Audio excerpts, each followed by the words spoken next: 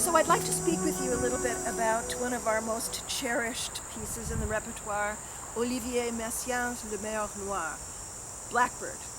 Any of you who've ever been in a place where there are birds around in the springtime know the sound of a bird waking up first thing in the morning. They start at about 4 o'clock and they go, and if you thought you would sleep, you can forget about it if they're right around your window. This experience I had when I was in Belgium once, quite young again, and I asked my host, what are all those birds singing?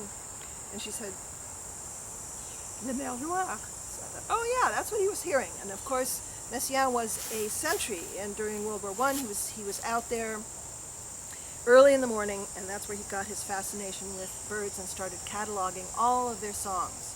So if you listen to his piano music, you can get an idea of how he tried to transmit birdsong into written notes that can be played. This piece is a perfect example of art and craft because we need our craft. It's a test piece. We have to be able to play beautifully, beautiful sound, rhythms correct because there's a very difficult canon between the flute and the piano. But also, he goes way out there into art. He has a couple of orange and blue chords there, which are clearly celestial and give us the message of what birds are really trying to tell us in this life about what heaven might be like, as he said. I believe the piece is broken up into several sections. There are the cadenzas, the flute calls, which are really bird call. And then there are the canons between the flute and the piano, which to me is the composer or the poet or the person, any one of us, contemplating the song, hearing the song, listening. It's very listening kind of Buddhist circle in a way. Suddenly, a surprise, and the birds are again jump out of the tree, and then another cadenza, and then another even more complex listening, and then finally the last section where the birds are all over the places and they're all singing in the branches at 4 o'clock in the morning. So when I've heard many students come in and play this piece, the introduction like this.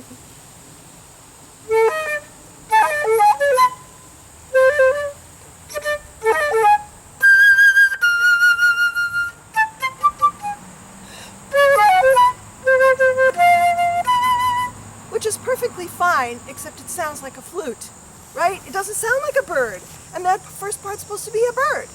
So, I would say to each and every one of you to give this a try. Let's say you're in your bed at 4 o'clock in the morning and you hear,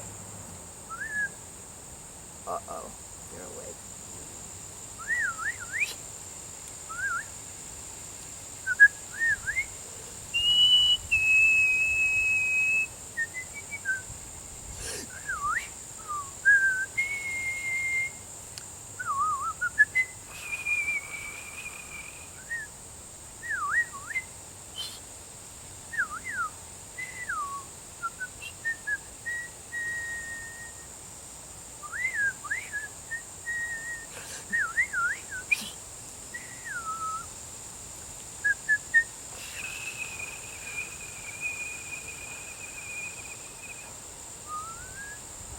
That wasn't very well done, but at least you get the idea of what a bird would sound like and what he was trying to transmit to a flute player.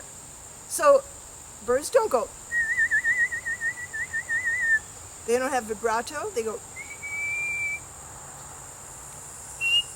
they don't go, they don't do that, they go, there, they're starting to, all right, let's see if they come around. Let me give you one more chance. All right, so this is what a bird might sound like doing it.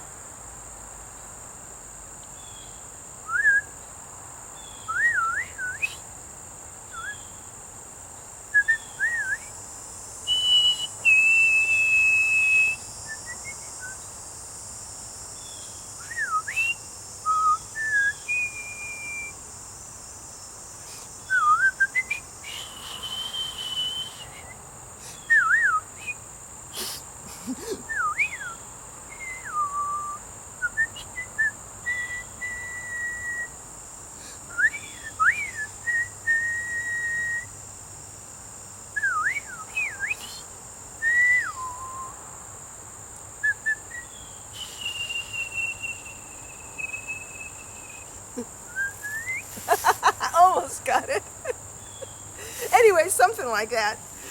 Just do it in the privacy of your own practice room. If you hear a bird first thing in the morning right next to your window, it sounds fortissimo. It really sounds loud. Those little guys can, if you listen, we've got a J in the background here. That's really far away, that bird, and it's super loud. So I think that's what he wanted us to do. And the waits are super important, the silences, because again, if you listen to birds, you'll hear it, there's a wait. They do their little thing, and then they wait, and then they do it again, and then they'll do a long procession, and then they wait again, because they're defining their territory, basically. Things to think about.